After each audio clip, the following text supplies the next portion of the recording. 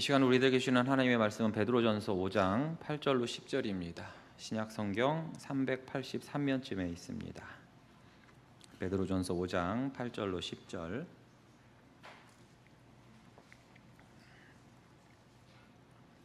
찾으셨으면 교독하시고 10절을 함께 읽겠습니다. 근신하라 깨어라. 너희 대적 마귀가 우는 사자같이 두루 다니며 삼킬 자를 찾나니 너희는 믿음을 굳건하게 하여 그를 대적하라. 이는 세상에 있는 너희 형제들도 동일한 고난을 당하는 줄 알미라. 함께 읽습니다. 모든 은혜의 하나님 곧 그리스도 안에서 너희를 부르사 자기의 영원한 영광에 들어가게 하신 이가 잠깐 고난을 당한 너희를 친히 온전하게 하시며 굳건하게 하시며 강하게 하시며 터를 견고하게 하시리라. 아멘. 올해만 전 세계에서 벌어진 전쟁들이 뭐가 있나 한번 찾아봤어요. 여러분들 기억나는 전쟁 뭐가 있어요? 올해 6.25 이러지 말고 6.25 전쟁 이런 거 말고 올해만. 예? 이게 사는 게 전쟁이야, 사는 게. 러시아 우크라이나 전쟁, 그렇죠? 또 아프리카의 수단이라는 나라가 있어요. 거기 내전이 계속되고 있고, 미얀마가 내전, 또 팔레스타인 이스라엘 전쟁, 또 캄보디아하고 태국하고 또 한번 싸웠었죠. 또 뭐 인도와 파키스탄 전쟁 등등. 그 외에도 수많은 전쟁들이 실제로 지금 벌어지고 있더라고요. 근데 그거 말고도 또 잠재된 전쟁이 있죠. 이거 언젠간 벌어질 것 같은데 어떤 게 있을까요?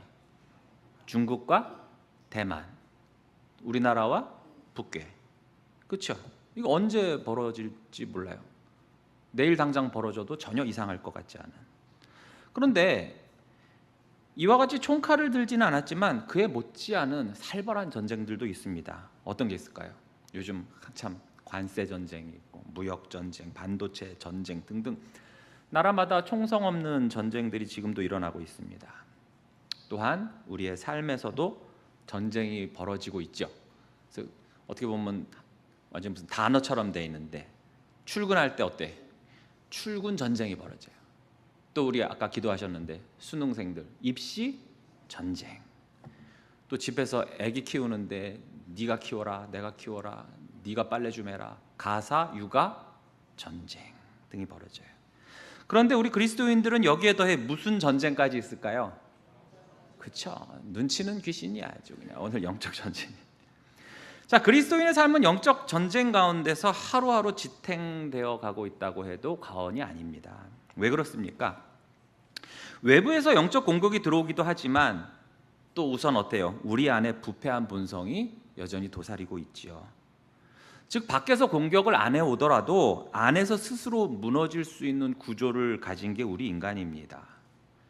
여러분 평소 말씀을 읽고 묵상을 하고 막 기도하고 그러는 게 쉬워요, 어려워요? 네, 어려우니까 그렇게 성경에서 말씀 읽으라고 기도하라고 그렇게 하시겠죠? 쉬우면 못하라고 그러겠어요? 어려워요. 귀찮기도 하고 막 시간도 잘 안 가. 기도 좀 하고 막 주여 불 받은 것 같고 한참 기도하고도 시간 봤으면 시계 보니까 5분 지나서 5분. 성경을 읽는데 왜 이렇게 진도가 안 나가나 몰라. 근데 희한하게 친구랑 카페에서 노닥거리거나 유튜브나 뭐 TV 연속곡 볼 때는 어때요? 시간도 그렇게 아주 쏜살같이 가. 그 아프던 허리 어깨도 안 쑤셔.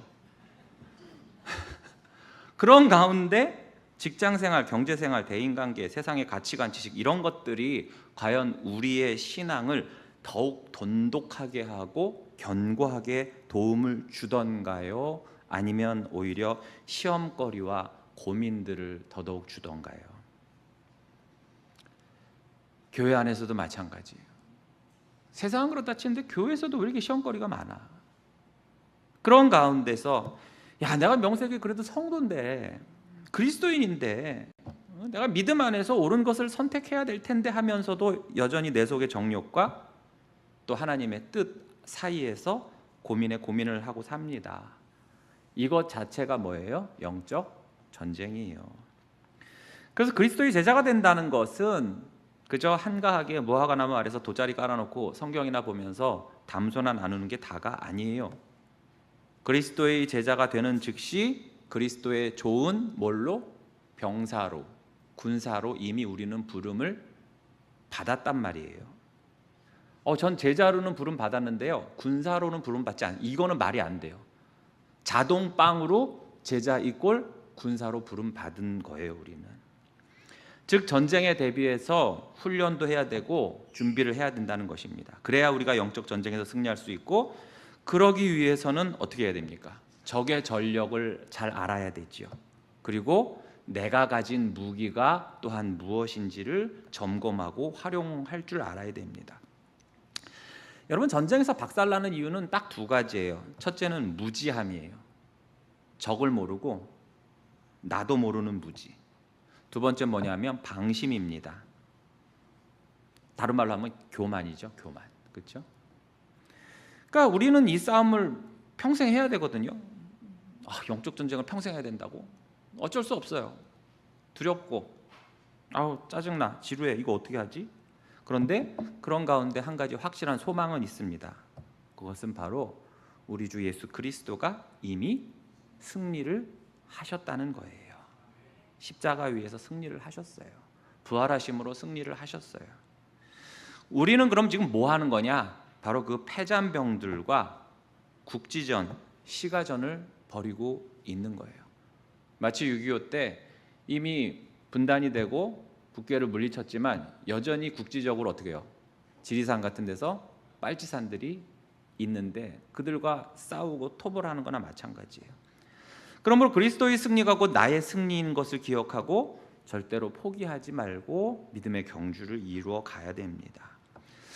우리는 이 영적 전쟁을 위해서 제일 먼저 그럼 적이 누군가, 그리고 그 적과 어떻게 싸워야 하는가를 알아봐야 되죠. 여러분, 한자 한번 볼까요? 자, 읽어봅시다. 시작. 여러분들 그래도 한자 세대예요. 여기서 좀만 어려지면은 이렇게 돼버리는데 뭐죠? 지피지기면 백전백승. 근데 저거 써보라면 또 못 쓰더라고요. 읽긴 하는데 무슨 뜻이에요? 그렇죠. 적을 알고 나를 알면 100번 싸워서 100번 이길 수 있다. 자, 그렇다면 적을 알아야 되겠죠. 먼저 대적, 사탄과 그의 공격 타겟. 사탄은 누구를 공격하는가를 볼게요. 자, 영적 전쟁의 대상으로서의 사탄이에요. 첫 번째로 가번에 보시면 사탄은 실존하는 존재이고 조직된 군대를 거느리고 있다는 것입니다. 그러니까 사탄은 그냥 만들어낸 이야기, 상상의 존재 또는 그냥 관념적인 어떤 비유, 이런 존재가 아니라 바로 실제하는 실존의 존재요, 세력이라는 것입니다. 에베소서 6장 12절은 우리에게 분명히 말합니다. 우리의 씨름은 혈과 육을 상대하는 것이 아니요, 통치자들과 권세들과 이 어둠의 세상 주관자들과 하늘에 있는 악의 영들을 상대한다고 했습니다. 사탄은 상징적 개념에 머무는 게 아니라는 거예요. 성경은 그를 어떻게 합니까? 인격적인 존재로 소개를 해요. 그리고 또한 어떻게 합니까? 매우 조직적이고 교활한 군대를 거느리는 통치자라고 가르치고 있어요. 요한계시록 12장 4절 볼까요? 그 꼬리가 하늘의 별 3분의 1을 끌어다가 땅에 던지더라. 용이 해산하려는 여자 앞에서 그가 해산하면 그 아이를 삼키고자 했다고 했어요. 자, 이는 무슨 뜻이냐면 천사의 3분의 1이 사탄을 따라 타락했음을 뜻하는 거예요. 본래 천사의 수는 인간의 언어로 다 표현할 수 없을 만큼 많아요. 계시록 5장 11절에 보시면 내가 또 보고 들음에 보좌와 생물들과 장로들을 둘러선 많은 천사의 음성이 있으니 그 수가 어떻다고요? 만만이요 천천이라. 어머, 목사님, 그럼 만만의 천천이니까 22,000명인가요? 그게 아니라 뭐예요? 이 얘기는 만에다 만을 곱하고 거기에 천을 곱하고 또 천을 곱하는 거예요. 그럼 10에 지금 몇 승이에요? 어마어마한 숫자란 말이에요. 말 그대로 셀 수 없는 천군 천사예요. 근데 이 가운데 3분의 1이 누굴 따랐다고요? 사탄을 따랐다고요. 그러니까 사탄의 군대 역시 엄청나게 많은 수가 있고 질서정연해요. 그런데 아까 에베소서 6장 12절에서 뭐라고 구분했습니까? 막 통치자들, 권세자들, 어둠의 세상 주관자들, 하늘에 있는 악한 영들. 마치 이러한 모습은 잘 구성된 위계 있는 군대처럼 보입니다. 마치 우리나라 군인들 보면 대대장 밑에 중대장, 중대장 밑에 소대장, 또 소대장 밑에 뭐 소대원들, 소대원도 어떻게 해요? 병장, 상병, 그렇죠? 일병, 이병 막 이렇게. 이처럼 사탄은 매우 정교하고 계산되고 체계적인 방식으로 성도를 공격하는 데 있어 아주 최적화된 존재라는 것입니다. 그럼 이 사탄이 누구를 공격하는가? 타겟이 무엇인가? 나번에 사탄의 공격 대상 첫 번째 누구예요? 예수 그리스도예요. 자, 사탄은 처음부터 예수님을 대적했습니다. 요한복음 8장 44절에 보시면 너희는 너희 아비 마귀에게서 났으니 너희 아비의 욕심대로 너희도 행하고자 하느니라. 그는 처음부터 살인한 자요 진리가 그 속에 없으므로 진리에 서지 못하고 거짓을 말할 때마다 제 것으로 말하나니 이는 그가 거짓말쟁이요 거짓의 아비가 되었습니다. 자, 지금 사탄을 뭐의 아비라고 부르고 있어요? 거짓의 아비. 그 뜻은 뭐예요? 원조라는 거예요. 거짓 그 자체라는 거예요. 자, 그리스도는 어떠십니까? 예수 그리스도는 진리를 드러내시죠. 진리를 나타내시죠. 진리 자체시죠. 그런데 사탄은 뭐라고 했어요? 진리를 감추고 왜곡하고 거짓말을 한다는 거예요. 예수님이 공생애를 시작하실 때 광야에서 사탄이 어떻게 공격했습니까? 그가 말씀을 인용하는 척 했지만 어떻게 했죠? 교묘히 비틀고 왜곡시키고 예수님을 시험했죠. 이러한 사탄의 본성은 어디를 안 가요. 집어로 개주지를 않는단 말이에요. 창세기에도 보면 아담과 하와한테 어떻게 했어요? 야, 이 동산에 있는 과실 다 먹지 말래 하나님이? 막 그런 식으로 막 했죠. 정령 죽지 않을 걸 이러면서 어떻게 해요? 비틀고 왜곡했죠. 예수님한테도 그런 짓을 하는 거예요. 또한 사탄은 어떻게 합니까? 가룟 유다를 충동질해서 배반하게 하고 또 십자가에서 그리스도를 쓰러뜨리려고 했어요. 그러나 예수님 어떻게 하셨습니까? 그 죽음을 이기시고 부활하시고 지옥의 권세 위에 승리를 선포하시고 보좌 우편에서 지금도 우리를 위해서 간구하시고 다스리고 계시단 말이에요. 그렇기 때문에 그리스도 안에 있는 우리는 이미 이긴 싸움을 하고 있는 것입니다. 사탄의 공격 대상 두 번째, 거룩한 천사들이에요. 사탄은 하나님의 천사들도 공격해요. 뭐 예수님도 공격하는데 뭐 천사라고 공격 못 하겠어요? 다니엘서에 보면 하나님의 뜻을 전하려던 천사가 바사의 군주에게 길이 막혀서 지체되었다는 기록이 나오죠. 다니엘서 10장 13절에 보시면 그런데 바사 왕국의 군주가 21일 동안 나를 막았으므로 내가 거기 바사 왕국의 왕들과 함께 머물러 있더니 가장 높은 군주 중 하나인 미가엘이 와서 나를 도와주므로. 자, 여기서 나오는 이 바사의 군주라는 것은 단순히 어떤 페르시아의 뭐 왕 이런 정도가 아니라 사탄의 세력을 말하는 거예요. 하나님은 대천사 미가엘을 보내서 이 전쟁을 돕게 하셨죠. 유다서에도 보면 미가엘이 사탄과 다투는 장면이 나와요. 유다서 1장 9절에 천사장 미가엘이 모세의 시체에 관하여 마귀와 다투어 변론할 때에. 이처럼 우리와 마찬가지로 하늘에서도 이 보이지 않는 영적 세계에서도 거룩한 천사와 사탄의 치열한 전쟁은 계속되고 있다는 것을 보여줍니다. 사탄의 공격 대상 세 번째 누굴까요? 바로 저와 여러분 같은 성도들이에요. 그러니까 사탄은 성도인 우리를 가장 적극적으로 공격을 합니다. 왜 그렇습니까? 우리가 하나님의 형상을 따라 지음받은 존재고 하나님이 가장 사랑하는 존재고 또 예수님으로 인해서 구원받은 자들이기 때문에 그래요. 우리가 예수의 이름으로 사탄을 이길 수가 있음에도 불구하고 사탄은 우리를 끊임없이 지속적으로 공격합니다. 하나님의 백성들을 무너뜨리면 예수님의 구원의 가치가 떨어질 거라고 착각하기 때문에 그래요. 그런데 하나님의 구원은 어떻습니까? 절대로 무효가 되지 않지요. 사탄은 성도들을 공격할 때 어떻게 합니까? 우선 세상을 통해서 죄를 유입시킵니다. 요한일서 2장 16절에 보시면 이는 세상에 있는 모든 것이 육신의 정욕과 안목의 정욕과 이생의 자랑이니 다 아버지께로부터 온 것이 아니오. 당연히 그러겠죠. 세상으로부터 온 것이라. 세상을 통해서 우리 성도들의 마음에 죄를 집어넣는단 말이에요. 그러니까 사탄은 세상의 그 화려함과 욕망을 통해서 우리의 마음을 붙잡습니다. 이처럼 우리가 세상을 사랑하게 되면 결국 뭐다? 사탄의 공격에 패하는 것인데, 그렇다면 이것을 이기려면 어떻게 됩니까? 세상에서 이게 들어오니까 세상을 떠나요? 빨리 죽어? 아니면 사막이나 산꼭대기로 갈까요? 실제로 옛날에 금욕주의자들, 그런 사람들 다 어떻게 했어요? 그렇게 해서 속세를 떠났단 말이에요. 근데 그래봐야 뭐해? 공기 좋은 데 가서 더 범인 만들지. 세상에 대한 사랑, 갈망, 욕망은 머리에 꽉 채우고서 북극에 가면 뭐 할 것이고 사막에 가면 뭐 할 것이에요. 그럼 해답은 뭐다?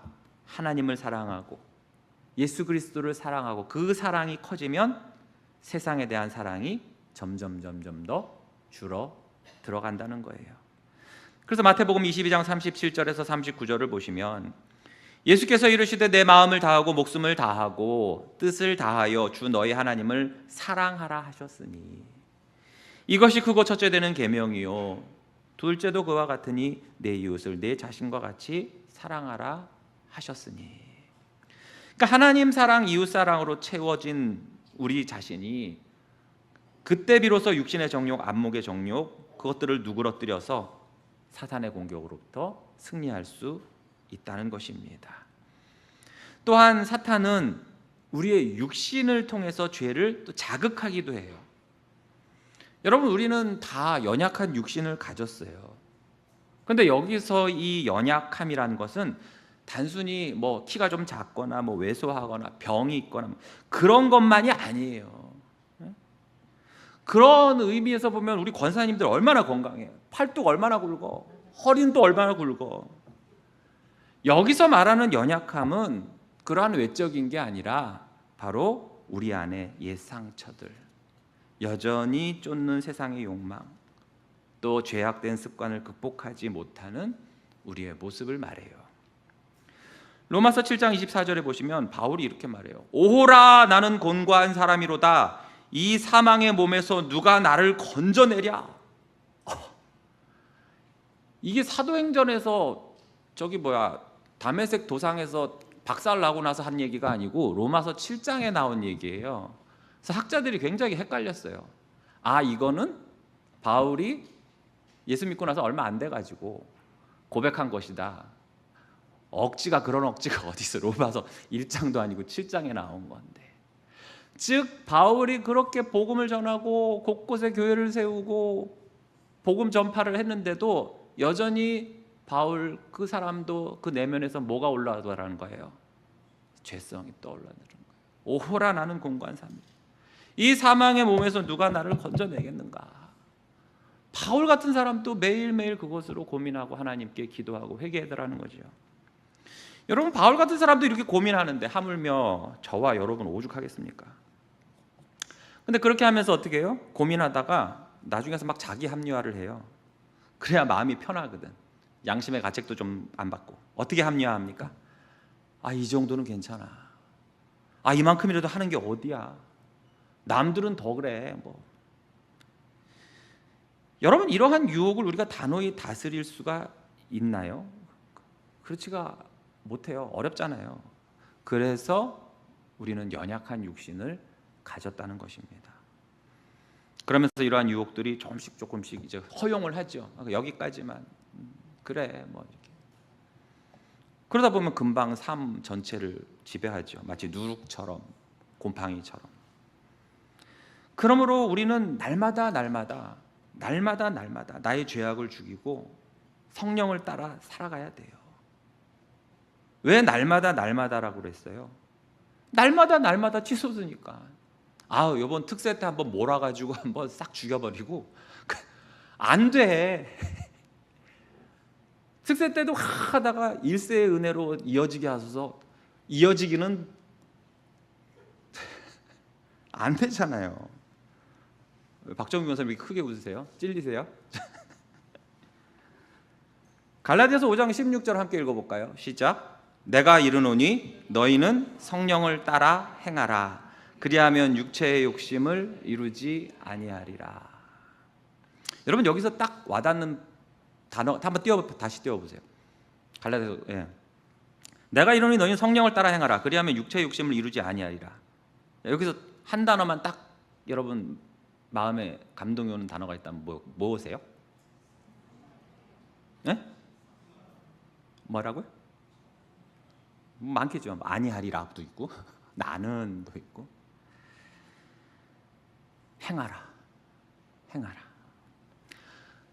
그냥 하나님이 알아서 하시겠지가 아니라 저절로 가만히 있으면 해결되는 게 아니라 어떻게 하라고요? 행하라는 거예요. 행하라. 즉 스스로 싸우라는 거예요. 그래서 전쟁인 거예요. 그래서 전쟁. 이 사탄은 자신의 졸개인 마귀를 통해서 직접 공격하잖아요. 싸워야 돼요. 근데 우리가 맞서 싸우려면 준비와 훈련이 돼야 되는데 그러려면 어떻게 됩니까? 전쟁답게 병사답게 준비를 해야겠죠. 여러분도 두 군인의 모습을 한번 비교해 보세요. 머릿속으로 상상해 봅시다. 하나는 갑옷, 벨트, 투구, 칼 이걸 딱 입는 군인, 또 하나는 비키니 입고 있는 군인.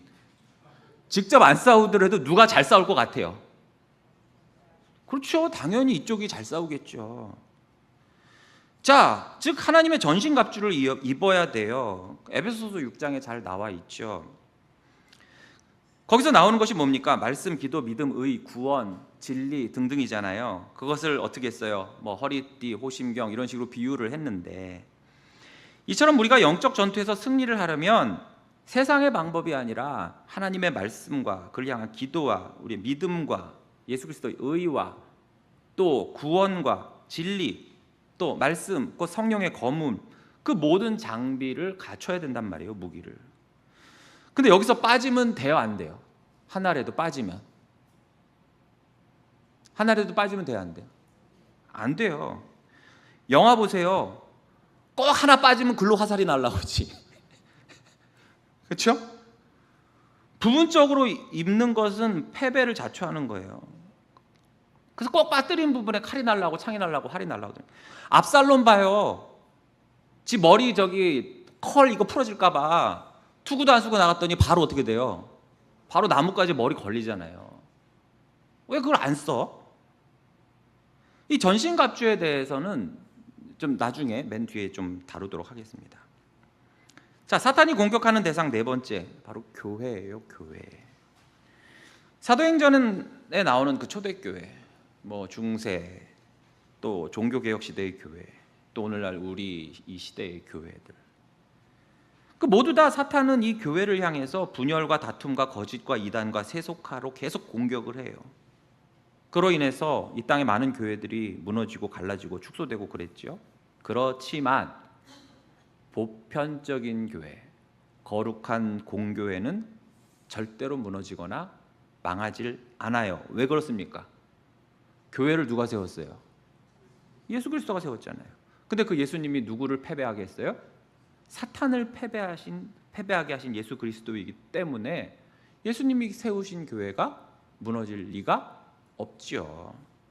예수님이 말씀하셨잖아요. 마태복음 16장 18절에 또 내가 내게 이르노니 너는 베드로라 내가 이 반석 위에 내 교회를 세우리니 뭐라고 그랬어요? 음부의 권세가 이기지 못할 거라고 분명히 예수님이 말씀하셨잖아요. 음부의 권세가 이기지 못할 거야 라고 했는데 이겼어. 그럼 예수님은 뭐가 되는 거예요? 뻥쟁이가 되는 거지. 뻥쟁이를 어떻게 믿어요? 안 그러겠어요? 음부의 권세가 이기지 못할 것이다 하셨기 때문에 음부의 권세, 마귀의 권세는 교회를 이길 수가 없는 거예요. 자, 정리하면 사탄은 실존하는 존재라는 것.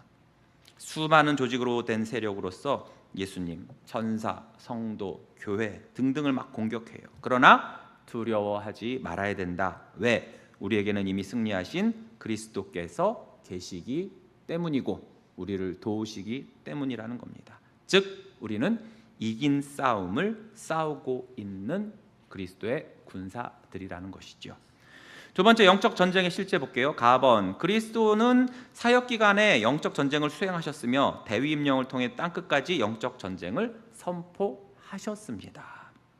자, 이 말은 뭐냐 하면 예수님의 사역 자체가 영적 전쟁이었다는 거예요. 우리는 종종 예수님의 사역 하면 딱 떠오르는 게 뭐예요? 구원 사역. 병든 사람들 치료해주고, 사랑해주고, 막 맞는 말이에요. 그러나 이 모든 사역은 동시에 우리를 구원해서 멀어지게 만들고 병들게 하고 서로 미워하고 증오하게 하는 그 사탄의 세력으로부터 우리를 구출하시고 또 그 나라를 무너뜨리는, 그것이 결국에 구원이잖아요. 그러니까 이 모습이 결국 뭡니까? 전쟁이에요. 그러니까 예수님도 전쟁을 하셨던 거예요. 예수님께서 이 땅에 오신 목적은 단지 우리를 좋은 말로 위로하고 뭐 필요한 먹을거리 챙겨주고, 니네들 저 생선 먹고 싶지? 오병이 좀 갖고 와. 이 정도? 아니면 병든 사람 다 일렬 종대로 모여 줄을 서시오, 내가 고쳐주게. 그 정도에 그치는 게 아니에요. 바로 사탄의 권세 아래 눌려있던 우리들을 구원하시기 위해 오신 것입니다. 이것이 예수님의 영적 전쟁이에요. 여러분, 어떤 테러리스트들한테 인질이 잡혀 있어요. 그러면 대테러 부대가 가가지고 조용히 풀어주실래요? 네, 나오세요. 이래가지고 됩니까? 한바탕 뭐가 벌어져요? 전쟁이 벌어지죠. 구출을 위해선 뭐가 필수적일 수밖에 없다? 병행될 수밖에 없다? 전쟁. 그러니까 예수님도 우리를 구원하시기 위해서 반드시 뭐가 전제되어 있다? 전쟁이 전제되어 있다는 거예요. 히브리서 2장 14절은 이렇게 말씀합니다. 자녀들은 혈과 육에 속하였음에 그도 또한 같은 모양으로 혈과 육을 함께 지니심은 죽음을 통하여 죽음의 세력을 잡은 자 곧 마귀를 멸하셨다고 했어요. 즉 예수님이 혈과 육을 지니신 이유는, 즉 인간의 몸으로 오신 이유는 그의 죽음을 통해서 죽음의 세력 마귀를 멸하시기 위함이라고 하신 겁니다. 이처럼 예수님은 사단 마귀의 권세를 부수셨어요. 그래서 그 마귀에게 사로잡힌 자들을 해방시키셨고 병든 자들을 고치시고 죄인을 회복시키셨지요. 이는 사탄의 포로를 하나님 나라의 백성으로 회복하고 구출하는 사역이고, 이것이 결국엔 뭐예요? 우리의 구원 아닙니까? 구원. 이처럼 예수님의 모든 사역은 영적 전쟁이었고 항상 승리하신 승전보를 우리에게 알려주셨어요.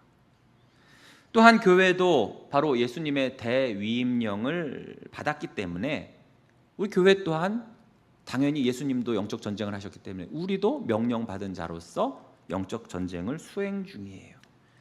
마태복음 28장 18절에서 20절에 보시면 그 위대한 권세와 책임을 교회와 우리에게 위임하시는 예수 그리스도의 명령이 나오지요. 예수께서 나와 말씀하여 이르시되 하늘과 땅의 모든 권세를 내게 주셨으니 그러므로 너희는 가서 모든 민족을 제자로 삼아 아버지와 아들과 성령의 이름으로 세례를 베풀고 내가 너희에게 분부한 모든 것을 가르쳐 지키게 하라. 볼지어다 내가 세상 끝날까지 너희와 항상 함께 있으리라 하시니라. 아멘. 두 가지가 중요하죠. 예수님께서 명령을 내리셨다. 그 명령을 내리시면서 자신이 받은 권세를 우리에게도 같이 주셨고, 그 다음 뭡니까? 명령 내리고 보냈으니 니들이 알아서 싸워, 이게 아니라 뒤에 뭐라고 그래요? 내가 세상 끝날까지 너희와 항상 함께 있으리라. 함께 싸워주시겠다고 한 거예요. 그래서 이 대위 임령은 단순히 나가서 전도해 이런 식의 권면이 아니에요. 바로 이것은 우리 왕이요 대장 되신 예수 그리스도의 어떻게 보면 군사적 명령인 것입니다. 작전 명령이에요. 그러므로 너희는 가서 모든 족속으로 제자를 삼아. 원문에 보면 너희는 가라, 제자로 삼아라, 세례를 줘라, 다 명령형으로 탁탁탁 끊어져요. 우리말로는 이렇게 번역은 이어져 있는데 굉장히 단호하게 명령하십니다. 너희는 가라, 제자를 삼아라, 세례를 줘라. 그러니까 이 명령은 교회가 복음을 들고 사탄의 권세 아래 놓인 세상 한복판으로 진격해야 된다는 거예요. 여러분, 오늘날 교회 어떻습니까? 이 세상의 문화와 가치관, 막 죄와 타락, 막 교회 안으로 들어오는 게 그게 세속하잖아요. 그런 어둠 속에 하나님 나라를 선포하는 전초 기지가 되는 게 바로 교회라는 거예요. 그리고 그 교회에 속한 우리는 다 뭐예요? 그리스도의 군사들이요, 제자지요. 특별히 제자 하면 세 가지 큰 특징이 있다고 제자 훈련 때 배웠죠. 첫째는 전적 위탁자예요. 뭐예요? 내 삶 전체가 예수님께 맡겨진 자여야 돼요. 두 번째가 섬김의 종이에요. 나 자신의 개인적인 유익보다도 복음과 영혼, 구원을 위해서 하나님과 이웃을 섬기는 자가 돼야 되고, 마지막으로 증인이 증인의 삶. 전적 위탁하는 사람, 섬김의 종, 그리고 증인. 즉 말과 나의 삶으로 예수님을 증거하는 자. 그런데 말은 좋아. 전적 위탁자, 섬김의 종, 증인. 근데 이러한 삶을 살기가 쉬워요, 어려워요? 어렵죠. 아까 성경책 보는 것만큼도 어려워요. 더 어렵지 뭐. 세상에 가만두지도 않아요. 그렇죠? 예? 이런 삶을 살면은 뭐라고 그래요? 옆에서 아우 잘한다, 열심히 해봐, 화이팅, 응원할게. 그게 아니라 그러니까 적당히 믿어. 우리 신우도 교회 다니는데 권사인데 그렇게 안 하더라. 그냥 뭐 이게 무슨 광신자냐. 그냥 막 이런 식으로 응원은 아니고 오히려 같은 기독교인인데도 초를 쳐요. 이러한 삶은 어때요? 세상과의 끊임없는 충돌을 야기하고 영적 전쟁을 치르죠. 그래서 이 교회의 영적 전쟁을 통해서 사명은 뭐냐 하면 바로 이 땅의 죽음의 문화. 이 땅의 문화는 사실 죽음의 문화예요. 그런데 그 가운데 교회가, 성도가 생명을 선포하는 것이죠. 왜 죽음의 문화입니까? 생명이신 하나님을 자꾸 배제시키고 거부해요. 또 거부하라고 가르쳐요.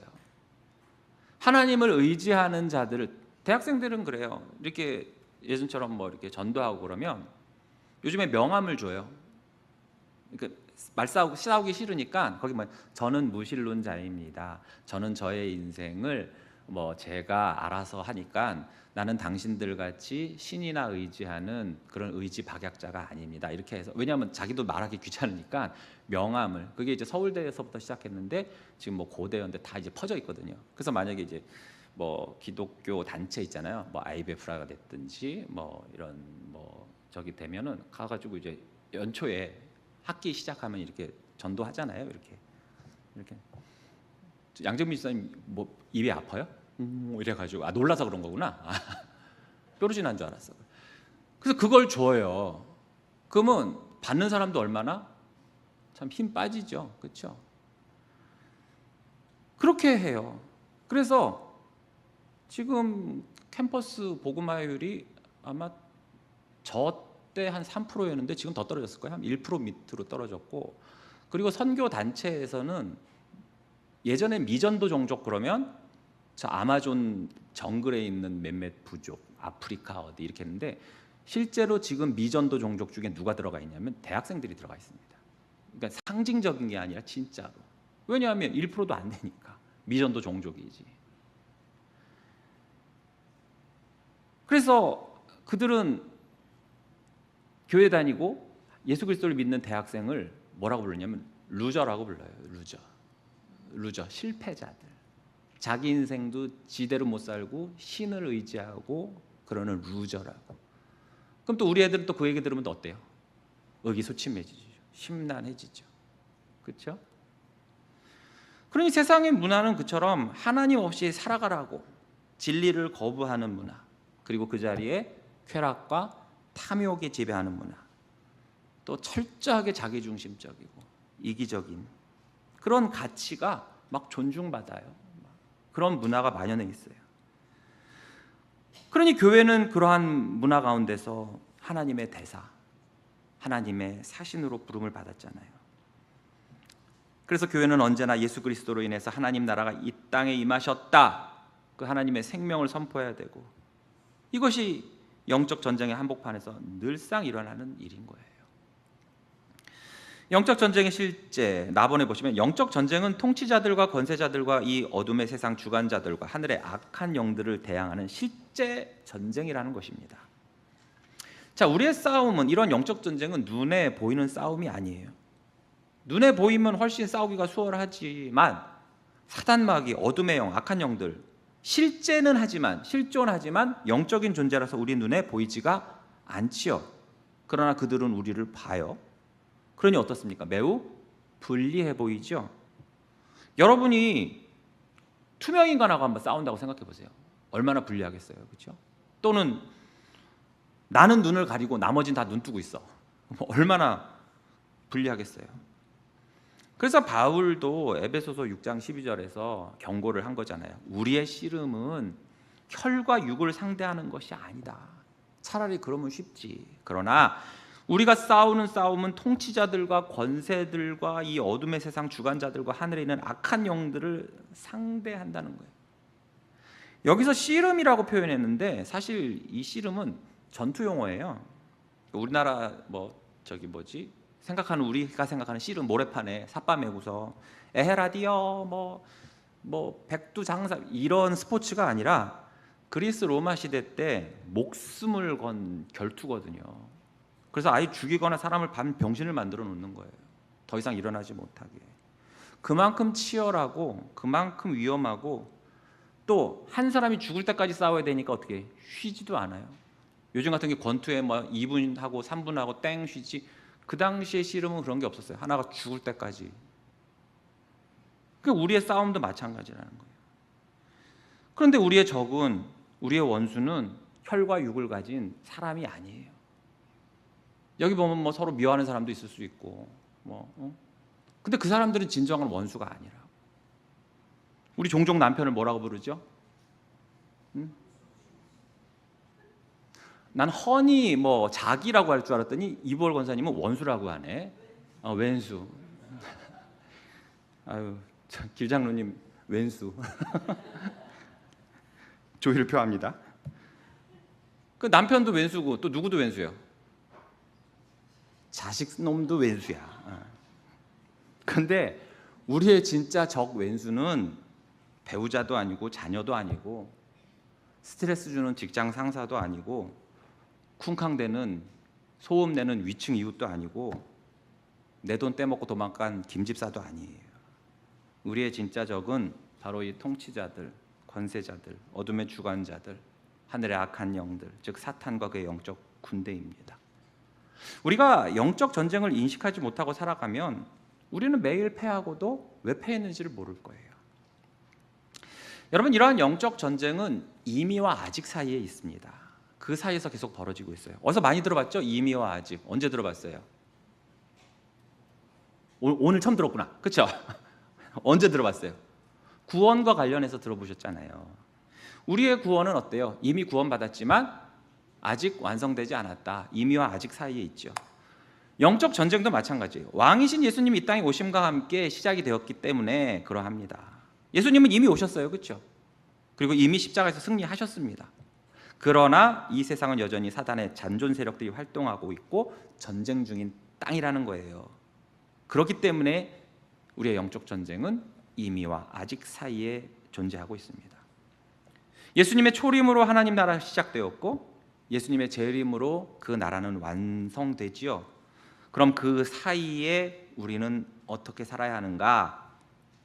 비록 겨자씨처럼 작지만 그러나 반드시 자라나는 하나님 나라의 능력을 믿고 또한 누룩처럼 세상을 변화시키는 복음을 붙잡고 전투하는 그 군사처럼 늘 깨어 근신해야 합니다. 정리하면 예수 그리스도를 믿는 그 순간부터 우리에게는 영적 전쟁은 필수적으로 시작이 된다는 거예요. 더 정확히 말하면 나 말고도 그 전부터 계속 이어져 왔던 영적 전쟁터에 우리가 예수 믿는 그 순간 어떻게 해요? 전쟁터에 투입이 되는 거예요. 투입이 되는 거예요. 나로 인해서 전쟁이 시작된 게 아니라 이미 영적 전쟁이 계속 벌어지고 있고 내가 예수 믿는 그 순간 우리는 전쟁터에 투입이 되는 거예요. 우리보다 먼저 믿었던 많은 믿음의 선배들은 여전히 싸우고 있지요. 그래서 성도는 그리스도의 제자로 부름받음과 동시에 그리스도의 군사로 부름받았기 때문에 거기에 걸맞게 훈련되고 준비되어야 됩니다. 그러니까 영적 전쟁은 실제예요. 그리고 성도의 삶 전체는 전쟁터고 이 싸움이 보이지 않더라도 매우 구체적이죠. 죄와 싸우는 삶, 진리를 말하는 삶, 복음을 증거하는 삶이 곧 우리에겐 전쟁이란 말이에요. 그러나 아까도 말했지만 기억할 건 우리는 이미 이긴 싸움을 싸우고 있다. 골로새서 2장 15절 함께 읽어볼까요? 시작. 통치자들과 권세들을 무력화하여 십자가로 그들을 이기셨느니라. 전 성경을 읽으면서 시제를 굉장히 중요시 여겨요. 뭐라고 돼 있죠? 그들을 이기실 것이다. 이기실 걸? 그게 아니고 뭐예요? 이기셨느니라. 우리가 지난주에 로마서에서도 봤지만 뭐예요? 너희들을 부르셨다라고 했지 부르실 걸 이러지 않으셨다는 말이에요. 그러니까 우리는 그리스도 안에서 승리한 자들이에요. 이 전쟁에서 우리는 하나님의 주권과 그리고 그리스도께서 세상 끝날까지 함께 하실 것이라는 그것을 온전히 믿으면서 그 의와 평화가 가득한 하나님 나라, 언젠가 반드시 완성될 그 하나님 나라의 비전을 품고 나아가야 되죠. 그래서 중요한 것은 과연 내 삶에서 어떤 부분에서 야, 이게 날 지금 무너뜨리려는 사탄의 영적 공격인데 이거를 내가 인식하고 살고 있는가? 야, 내가 그리스도의 군사로 부름 받았다는 소명 의식을 내가 갖고 있는가? 내가 이 세상의 죄와 문화 가운데서 하나님 나라를 일상의 삶에서 선포하고 있는가? 자신을 돌아봐야 돼요. 그렇지 않다면 이게 지금 내가 전쟁터에 나와 있는 건지 놀이터에 나와 있는 건지 죄 가운데 있으면서 젖어 있으면서도 깨닫지도 못하고 그냥 엄벙덤벙 살게 되죠. 그렇다면 이제 전쟁터에 나갔으니까 승리하는 비결이 있어야 되겠죠. 3번 영적 전쟁에서 승리할 수 있는 비결. 그러니까 우리가 신앙생활 하다 보면 때로는 참 보이지 않는 그런 영향에 눌리기도 하고 설명할 수 없는 유혹으로 인한 마음의 좌절 등이 막 빠질 때가 많아요. 그런데 그것이 단지 우리의 연약함에만 기인하는 건 아니라는 거죠. 여러분 보세요. 아무리 힘없는 나라도요, 주변 나라에서 쳐들어가지 않으면 전쟁 안 일어나죠. 그렇죠? 근데 또 아무리 강하다고 해도 옆에서 쳐들어오면 전쟁 나요. 그러니까 우리의 연약함은 연약함인데 또 그 연약함과의 별개로 우리는 지금 우리를 무너뜨리려는 세력이 분명히 있다는 것을 우리는 인지해야 돼요. 여러분 보세요. 그래서 믿음이 뭐 약하든지 예수 믿은지 뭐 얼마 안 되는 사람만 막 영적 전쟁이 있습니까? 그렇지 않죠. 믿음이 깊어도 막 예수 믿은 지 수십 년이 되어도 여전히 어때요? 그 영적 전쟁. 아니 어떻게 보면 초신자 때보다 저기 더 오래된 구신자인데도 오히려 뭐 어떻게 비율이나 무게로 따지면 더 무거운 전쟁을 이제 치를 수도 있어요.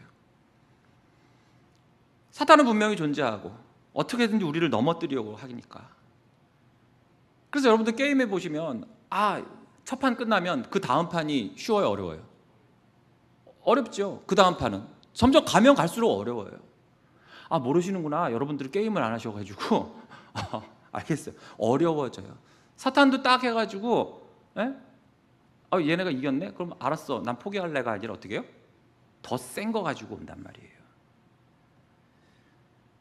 근데 이 전쟁에서 승패가 그렇다고 해서 우연히 있느냐? 그것도 아니에요. 재수 좋으면 이겼어. 날씨 좋아서 이겼어. 이런 게 없어요. 누가 이기는가? 가번에 보시면 늘 깨어 있어야 영적 전쟁에서 승리할 수 있다는 것입니다. 성경은 계속 반복해서 말하죠. 깨어 있어라. 근신하라. 이걸 계속 반복하거든요. 그 뜻은 뭐예요? 그만큼 중요하고도 실제적이라는 겁니다. 자, 베드로전서 5장 8절에서 9절 볼게요. 같이 읽어보겠습니다. 시작. 근신하라, 깨어라. 너희 대적 마귀가 삼킬 자를 찾나니 너희는 믿음을 굳건하게 하여 그를 대적하라. 이는 세상에 있는 너희 형제들도 동일한 고난을 당하는 줄 알미라. 아멘. 자, 마귀는 우는 사자처럼 삼킬 자를 찾고 우리 주변을 맴돌고 있기 때문입니다. 사자가 어떻게 공격하는지 여러분 혹시 동물의 왕국 이런 데 보셨습니까? 걔는 밤에 다녀요. 사자 야행성이거든요. 그래갖고 걔는 발자국 소리도 안 나더라고요. 다 해가지고 탁 나가채요. 매우 실제 존재하면서도 지금 밤에 스르륵하는 아주 지능적이고 교활하고 끈질기다는 거죠. 그 사단 마귀는 어떨 때는 우리 마음의 교만을 불러일으키다가도 또 어떨 때는 정반대로 염려와 불안으로 우리를 낙심시키면서 공격합니다. 또 어느 때는 가장 가까운 가족관계 속에 균열을 일으키기도 해요. 믿었던 친구를 원수로 만들기도 해요. 그러니까 가장 가까운 사람을 친단 말이에요. 그래서 아까 뭐라고 그랬어요? 남편이 왼수라가 된 거야. 왼수가. 그래서 그 마귀가 이렇게 가장 가까이 있는 사람들 치니까. 그렇기 때문에 늘 깨어 근신하고 말씀과 기도로 무장하여만 그 전쟁에서 패하지 않을 수가 있습니다. 그런데 여기서 9절에서 이런 말씀이 있죠. 이는 세상에 있는 너희 형제들도 동일한 고난을 당하는 줄 알미라. 이것이 또한 우리에게 위로의 말씀이 돼요. 우리 찬양 가사 중에 그런 거 있잖아요. 왜 나만 겪는 고난이냐고. 그러니까 어떤 그런 사탄의 공격을 당해서 내가 막 고난받고 고통스러워하면 항상 어떤 생각해요? 세상에 나 혼자 있는 것 같고 이 고난은 나 혼자만 받는 것 같은데 뭐라는 거예요? 너희 형제들도 동일한 고난을 받고 있구나. 나만 그런 게 아니구나. 다들 이러한 고난 속에서 하나님을 붙잡고 승리하려고 그렇게 매진하고 있구나. 위로가 된단 말이에요. 4번, 겸손함으로 하나님께 나아가는 자가 승리한다는 것입니다. 자, 영적 전쟁에서 승리하는 전략은 담대함과 동시에 또한 겸손해야 돼요. 어떻게 보면 약간 좀 정반대의 말인 것 같죠? 그러니까 어떤 겸손이냐? 저 못 싸워요. 이게 아니라 내 힘으로는 할 수 없음을 고백합니다. 하나님이 나를 보호하시고 지키셔야 내가 이 전쟁에서 이길 수 있습니다라는 겸손함을 가지고 하나님 앞에 엎드려 매달려야 한다는 것입니다. 그러니까 내 자신을 과신하지 말라는 거예요. 야, 내가 목사 정도 됐으니까, 내가 장로 권사 정도 됐으니까 이 정도쯤이야 뭐. 우리 집안이 신앙의 4대 5대 가문이니까, 내가 예수 믿은 지 한 40년 됐으니까, 내가 평소 새벽기도 엄청 잘 나오니까. 아무리 그래도 마귀는 정말 귀신같이 우리의 연약함을 알고 그 부분을 파고듭니다. 그 중에서도 아까 얘기했지만 가장 가까운 친밀한, 예를 들어 부부라든지 형제 간의 우애가 깨지게 한다든지, 또 성도와 성도 간에 그 사랑하고 있었는데 그 사이에 섭섭 마귀가 침투해가지고 막 미세한 균열을 찾아서 비집고 들어와가지고 막 깨뜨리려고 하죠. 여러분, 부부, 자식, 형제, 성도 간의 관계가 되게 끈끈한 것 같아 보이는데 의외로 유리입니다. 유리. 여러분, 부부도 보세요. 부부는 무촌인가요? 그렇죠? 무촌이면 엄청 거의 한 몸이라는 뜻이잖아요. 근데 갈라지면 어떻게 돼요? 남이 되는 거예요. 말 한마디에 상처를 받고 싸우고 그리고 나서 10수년을 척져요. 저도 전에 교회에서 봤는데 난 둘이 불구대천 원수인 줄 알았어. 그러니까 서로의 아버지를 죽였는 줄 알았어. 이제 그냥 알고 봤더니 그런 원수가 아니고 뭐래더라. 식당에서 떡을 줬는데 달라고 그랬는데 없다고 안 줬대나 어쨌대나 그래가지고 그게 시작이 돼가지고 제가 전도사 때부터 그렇게 말도 안 하고 딴 데 보고 앉다가 내가 목사 안수 받을 때까지도 그게 화해가 안 되는 거예요.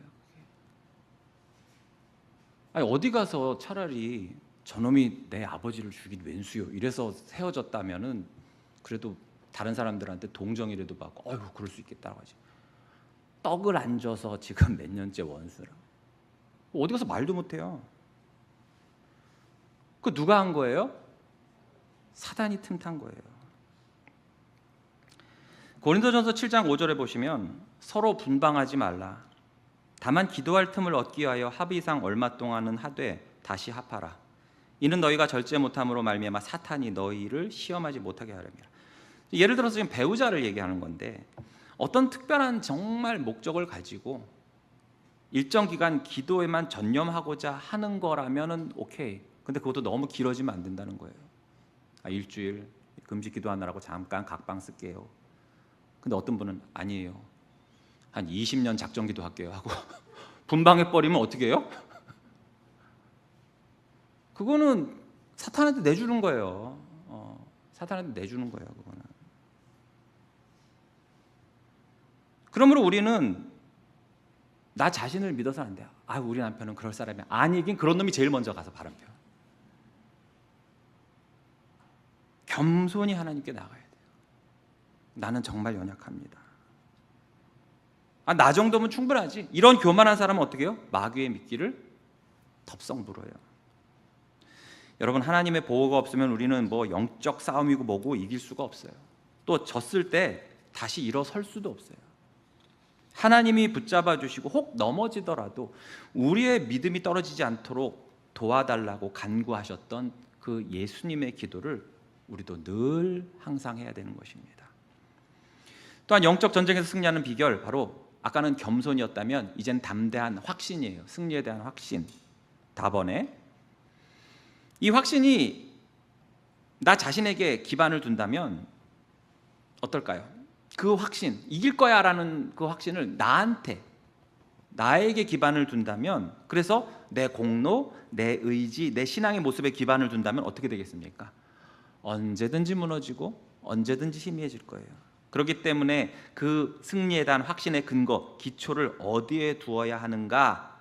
바로 그 승리의 확신이 바로 하나님의 약속, 그 말씀에 근거해야 함을 우리는 믿어야 됩니다. 그래서 1번에 보시면 어떤 확신이냐? 여러 개의 확신이 있는데 바로 먼저는 하나님의 약속을 확신하라. 하나님의 약속을 확신하라. 로마서 6장 14절에 보시면 죄가 너희를 주장하지 못하리니 이는 너희가 법 아래 있지 아니하고 은혜 아래 있음이라. 그러니까 성경은 약속해요. 죄가 우리를 완전히 지배하지 못할 것이라고. 그래서 아무리 넘어진다 하더라도 우리가 다시 일어설 수 있는 이유는 바로 하나님께서 우리에게 이러한 승리의 약속을 주셨기 때문입니다. 그러니까 약속을 붙잡고 사는 사람은 절대 무너지질 않아요. 다윗도 그렇고 솔로몬도 성전 완공하고 하나님께 기도할 때 뭐라고 하냐면 하나님께서 약속하신 그것을 행하소서라고 하거든요. 다윗 언약도 보시고 또 솔로몬이 이제 성전 봉헌할 때 하는 기도를 보시면 꼭 그걸 걸고 넘어져요. 하나님께서 약속하신 걸 하나님 행하십시오. 나도 내가 약속한 것을 행하겠습니다. 그러니까 약속에 하나님께 근거를 두고 기반을 두면 흔들리지 않지만 나에게 근거를 두면 어떻게 해요? 아침 저녁으로 바뀌는 게 난데 어떻게 거기다가 근거를 두고 승리를 할 수 있겠습니까? 약속의 근거. 두 번째, 전능하신 하나님의 능력에 근거를 하는 거예요. 하나님의 능력을 확신하는 거죠. 로마서 16장 20절 그리고 요한일서 4장 4절 볼게요. 평강의 하나님께서 속히 사탄을 너희 발 아래서 상하게 하시리라. 우리 주 예수의 은혜가 너에게 있을지어다. 아멘. 하나님이 분명히 사탄을 너희 발 아래 상하게 하실 거래요. 자녀들아, 너희는 하나님께 속하였고 또 그들을 이기었나니. 과거형이죠, 그렇죠? 이는 너희 안에 계신 이가 세상에 있는 자보다 크심이라. 즉 예수님이 세상보다 크시고 예수님이 이미 이기셨기 때문에 너희도 그들을 이기었다라고 말씀하시는 거예요. 사탄의 머리를 상하게 하시고 이미 그들을 이기신 하나님의 능력이 바로 저와 여러분에게 있는 줄로 믿습니다. 이 능력을 우리로 하여금 일어설 수 있게 하시고 또 우리로 하여금 그 싸움에 맞닥뜨릴 때 포기하지 않을 수 있게 하십니다. 자, 영적 전쟁에 승리할 수 있는 비결, 마지막으로 라번, 영적 무장을 풀지 말라. 한마디로 하나님의 전신갑주로 무장하라는 거예요. 그러니까 바울은 하나님의 이 전신갑주에 대한 설명을 하면서 이 무장을 입는 것이 영적 전쟁에서 승리하는 필수 조건임을 이제 강조합니다. 이제 각 무장을 하나씩 한번 살펴보면, 여러분 강의한 맨 뒤에 보면 그림 있죠? 화면으로 하나 띄워주시겠어요? 네, 그거, 네, 저런 모습 저 기억하시고, 네, 혹시 연필 있으시면은 옆에 쓰셔도 좋을 것 같아요. 자, 먼저 나옵니다. 이제 진리의 허리띠. 저를 비춰주시면 돼요. 이제. 자, 로마 군병들이 사용하던 허리띠는 다양한 역할을 했어요. 그래서 뭐 군장을 뭐 매거나 또 물통이나 여러 무기, 칼 같은 것도 차기도 하고 또 허리를 보호하기도 하고. 여러분, 우리가 허리띠를 맨다 하는 게 물론 어떤 다양한 이런 것을 이렇게 걸기도 하고 하지만 허리띠를 딱 매면 어때요? 사람이 마음이 어때요? 긴장도 되고 힘이 딱 들어가죠. 그래서 보면은 격도 선수들 보면 여기 벨트 딱 하잖아요. 힘이 진짜 배가가 된대요. 그리고 송찬혁 집사님도 만약에 사무실 들어가려고 그러는데 허리띠가 없어, 바지가 막 흘러내려, 그럼 어때요? 불안해요, 안 불안해요? 불안하죠. 언제 이게 흘러내릴까? 이거 잡고서 이러고 다녀야 되잖아. 근데 허리띠를 꽉 맨다고 생각해 보세요. 준비가 되잖아요. 그래서 우리가 속담이나 어떤 관용어처럼 뭐라고 그래요? 무슨 일이 있을 때 신발끈을 졸라매다 하듯이 허리띠를 졸라매다, 그런 말을 하지요. 결국 영적 전쟁의 가장 중요한 출발점은 바로 사탄과 그의 괴계로부터 자유롭게 되는 거예요. 그러려면 이를 위해서는 뭐가 있어야 돼요? 아까 사탄은 어떤 놈이라고 그랬어요? 거짓을 말하는 자라고 그랬잖아요. 거짓의 아비라고 그랬잖아요. 그런데 그 반대는 뭐예요? 거짓의 반대는 진리지요. 즉 예수 그리스도 안에 있는 진리에 대한 확신을 가지고 자신감을 가지고 싸움에 임해야 된다는 거예요. 그러니까 예수 그리스도에 대한 신실함이 없는 그러한 믿음, 세상적인 지혜와 목적을 가진 그런 믿음으로는 결코 영적 전쟁에서 승리할 수가 없는 것입니다. 두 번째, 의의 호심경이라고 나와요. 화면에 보시면 호심경은 저렇게 쓰여 있어요. 호심경. 저 호자가 그거 보호할 호자예요. 그래서 우리 호국 영령들, 그런 뭐 이제 나라를 보호하다가 죽으신 분들. 심은 이제 심장. 경은 뭘까요? 경. 저 무슨 경자예요? 거울 경자예요. 거울 경자. 근데 저 거울 경자 옆에 세금자가 있잖아요. 지금 거울은 그냥 우리가 유리 같은 건데 예전에는 유리가 없었잖아요. 그래서 예전엔 청동이라든지 이런 거를 어떻게 해요? 진짜 빡빡 닦아가지고 그걸로 거울을 썼거든요. 그래서 삼국시대에 나왔던 그 다뉴세문경 같은 것도 보면 청동기 시대, 삼국시대가 아니구나, 청동기 시대구나. 거기 다뉴세문경이라는 데 보면은 아주 굉장히 세밀한 그 조각이 돼 있는데 이게 그 파여 있는데 이게 그림들이. 근데 뒷면은 팽팽해요. 그게 뭐냐면 닦은 거야, 닦은 거. 그러니까 옛날에 거울 하면은 유리가 아니라 뭐 쇠, 이걸 생각하게 돼서 저 경도 뭐냐면 사실은 뭐냐면 철을 말해요. 그러니까 호심경이 뭐냐 하면은 거울을 붙이는 게 아니라 그런 철판을 말하는 거예요. 철판. 그러니까 심장을 보호하는 철판이라고도 볼 수 있겠지만 원래 보면 뭐냐면 목부터 허벅지까지 이 몸통, 상반신을 보호했던 가죽이라든지 또는 그것을 씌운 쇠판을 말하는 거예요. 호심경은. 그러니까 오늘날로 말하면 어떻게 보면 방탄복 같은 거겠죠. 그렇죠? 바울이 이 호심경에 대해서 의의 호심경이라고 한 것은 우리의 의, 우리의 선행, 우리의 공로가 아닌 바로 예수 그리스도의 의로 무장하라는 거예요. 보호하라는 거예요. 우리 안에 비록 죄가 있을지라도 우리는 의로우신 예수 그리스도의 의로 덮여 있는 거예요. 그러니까 사탄은 영적 전쟁에서 여러 가지 방법으로 그리스도인을 공격하죠. 어떻게 공격합니까? 성도들을 공격할 때 어떻게? 쏘삭거려 귀에다가. 넌 전혀 의롭지 않은 놈이야. 네 사는 꼬라지를 봐.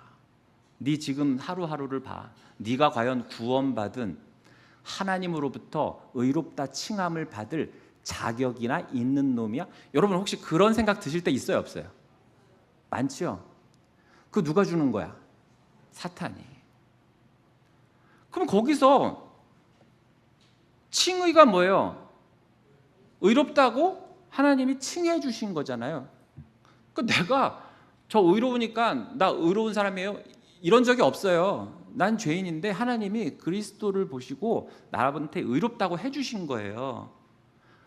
그리고 하나님한테 따져야지. 왜 나한테 와가지고 사탄이 너 의롭지 않아? 몰라. 하나님이 나 의롭다고 했어. 나 예수 믿어서 의롭다고 했어. 저리 꺼져. 나의 의가 나의 공로가 아니라 바로 그리스도의 의로 보호하라는 거예요. 사탄이 그렇게 참소를 할 때.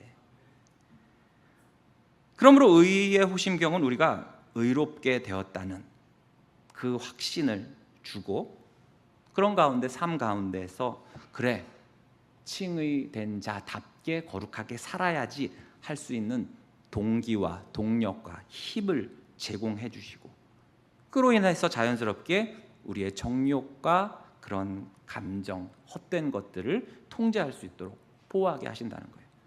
세 번째, 평안의 복음의 신발. 이 전쟁 중에도 평안을 갖는 신발이 있다는 거예요. 그걸 착용해야 된다는 거예요. 그러니까 이건 뭐냐? 구원의 확신과 복음의 능력을 신는 거예요.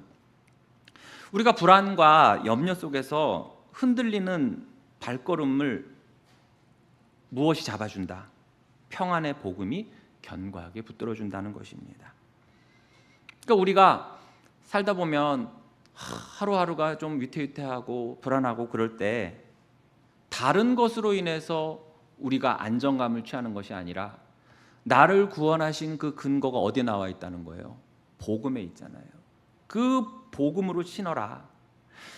예전에 로마 병사들이 신었던 신발을 보면 밑창에 한마디로 영어로 하면 스파이크, 징을 박았거든요. 그리고 거기다 이제 가죽 씌우고, 왜냐하면 적들이 이제 행군 방해하려고 막 장애물 같은 거 놓는데 맨발로 갔다 가니까 뽕뽕뽕뽕 다 구멍 날 거 아니에요.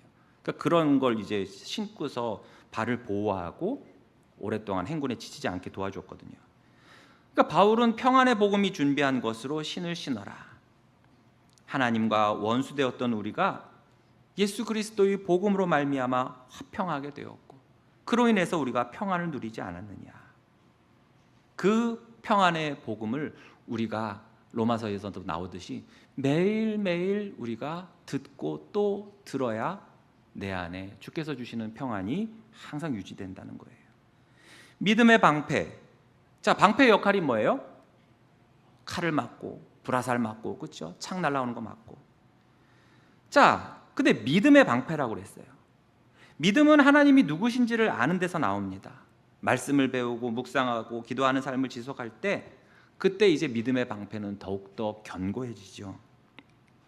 이 로마 병사들이 사용한 방패 보시면 네모 모양인데 거기다가 이제 가죽을 여러 개 덧대고 또 바깥쪽에는 이제 불화살에 붙은 맹렬한 불을 끌 수 있도록 좀 특수하게 만들었어요. 그러니까 사탄은 끊임없이 우리를 유혹하려 하고, 그래서 유혹의 화살을 쏘고 절망의 화살을 쏘고 실패의 불화살을 쏘고 막 그러는데, 그럴 때 내 안에 믿음이 없다면 우리는 어떻게 됩니까? 바로 쓰러질 겁니다. 그 믿음은 어떤 믿음입니까? 우리를 끝까지 보호하시고 인도하시는, 우리를 구원하시는 그 하나님에 대한 신뢰와 확고한 믿음을 가지고 나갈 때 영적 전쟁에서 승리할 수 있다는 거예요. 구원의 투구가 있습니다. 자, 로마 병사의 투구는 보통 이제 금속 조각을 이제 이어 붙여 가지고 노쇠로 만들어져서 머리를 보호했는데, 왜 구원의 투구라고 했느냐? 사탄은 할 수만 있으면 자꾸만 우리의 구원의 확신을 어떻게 해요? 흔들어요. 아까는 의 갖고 흔들었죠? 네가 뭐 의로 와 이 자식아, 막 이렇게 흔들었는데, 더 나아가선 뭐라고 그래요? 네가 구원받았을 것 같아? 네가 구원받은, 야, 네가 보기에도 구원받은 것 같지? 그런 것 같아. 내가 보기에도 구원받은 것 같지 않아? 그 머리를 흔들어놔. 머리를 흔들면 어떻게 돼요? 머리 밑은 다 끝나는 거지. 그러므로 우리는 구원의 투구를 준비해야 돼요. 하나님의 인치심과 성령의 보증이 바로 우리 구원의 근거기 때문에 우리는 하나님이 끊임없이 우리를 위해서 일하고 계시고, 또 그 영광스러운 최종적인 구원을 우리에게 약속하셨다라는 그 구원의 확신을 우리는 늘 갖고 있어야 돼요. 마지막으로 성령의 검. 이거는 아주 친절하게 설명까지 해줬죠. 뭐라고 했어요? 곧 하나님의 말씀이라고 했잖아요. 자, 로마 병사가 사용하는 칼은요, 공격용 무기예요. 그 짧고 날카롭고 좀 짧은 한 요 정도 되는 이제 단검인데, 전신갑주 중에 유일하게 어떻게 해요? 공격을 할 수 있는 무기죠. 그러니까 우리는 우리의 힘과 능력이 아닌 성령께서 우리에게 주신 그 하나님의 말씀으로 마귀와 싸워야 됩니다. 그러니까 이 시대는 어때요? 기독교 세계관이 아니라 세상의 철학이나 사상들로 난무해 있어요. 그러니까 마귀는 이런 것들을 이용하거든요. 철학적 사조, 뭐 포스트 모더니즘, 뭐 예전에 뉴에이지, 이단 사상, 그리고 요즘엔 뭐 무신론에 이르기까지, 그렇죠? 여러 방법으로 그리스도인들을 유혹하고 넘어뜨리려고 해요. 이러한 사조에 휩쓸리지 않고 마귀의 계계를 물리칠 수 있는 방법은 뭐밖에 없다. 하나님의 말씀밖에 없다. 그 말씀으로 마귀의 모든 계계가 무력화된다는 것입니다. 예수님이 그것을 보여주셨잖아요. 그렇죠? 히브리서 4장 12절 함께 읽어보겠습니다. 시작. 하나님의 말씀은 살아있고 혼과 영과 암이 관절과 골수를 찔러 쪼개기까지 하며 또 마음의 생각과 뜻을 판단하나니. 하나님의 말씀이 그렇다는 거예요. 그러니까 우리 눈에 여러분 관절 골수 보신 분 계세요? 엑스레이로는 보지. 실제로 어머 내 관절 골수 봐 이러면 그건 큰일 나는 거죠. 그러니까 우리가 보지 못하는 곳, 우리의 내면 깊은 곳까지 하나님이 말씀으로 어떻게 하신다는 거예요. 다스리고 또 악한 것 제거하시고 다 그러신다는 거예요. 이게 그 뜻인데 어떤 분들은 희한하게 이거를 이용하시더라고. 아우 오늘 설교가 아주 쪼갰어 이러면서 그 뜻이 아닌데. 근데 여러분 하나님의 전신갑주를 입었다고 해서 영적 전쟁에서 자동빵으로 승리하는 게 아니에요. 쉽게 말해서 전신갑주 입고서 적이 오는데 가만히 서 있어 하고 그럼 저절로 이깁니까? 아이언맨 복장을 입어도 안 될 거예요. 그래서 바울은 전적으로 하나님을 의지하고 성령 안에서 늘 깨어 기도하라고 촉구를 하죠. 에베소서 6장 18절에 말합니다. 모든 기도와 간구를 하되 항상 성령 안에서 기도하고 이를 위하여 깨어 구하기를 항상 힘쓰며 여러 성도를 위하여 구하라라고 하죠. 그러니까 전신갑주 입고 자면 뭐해? 바로 목 따이지. 깨어 기도하고 항상 힘쓰면서 나도 구하지만 어떻게 하라는 거예요? 여러 성도를 위하여 구하라. 이처럼 기도는 모든 전신갑주를 실제 전쟁에서 작동하게 할 수 있는 영적 스위치와도 같습니다. 그러니까 아무리 강력한 무기가 있더라도 사용하지 않으면 소용이 없잖아요. 그렇죠? 인천 앞바다에 사이다가 있어도 뭐가 없으면 못 먹어요. 네? 이거 모르시는구나. 60세 이상만 돼야 아는구나. 네. 컵인데 거기서 조금 연배가 되신 분들은 뭐라 그래요? 곱부라고 그래요. 곱부. 한 80세 이상 되면 곱부라고 할 거야 아마. 아무리 강력한 무기가 있으면 뭐해? 사용하지 않으면 말짱 도루묵이지. 그런데 사탄은 그런 거 안 봐주죠. 언제나 불시에 공격합니다. 그렇기 때문에 우리는 항상 깨어 기도해야 되고 그 기도를 통해서 늘 우리에게 힘과 은혜를 공급하시는 하나님과 그 친밀함을 유지해야 됩니다. 그래야만 전신갑주도 제 기능을 발휘하죠. 그렇지 않으면 무용지물이에요.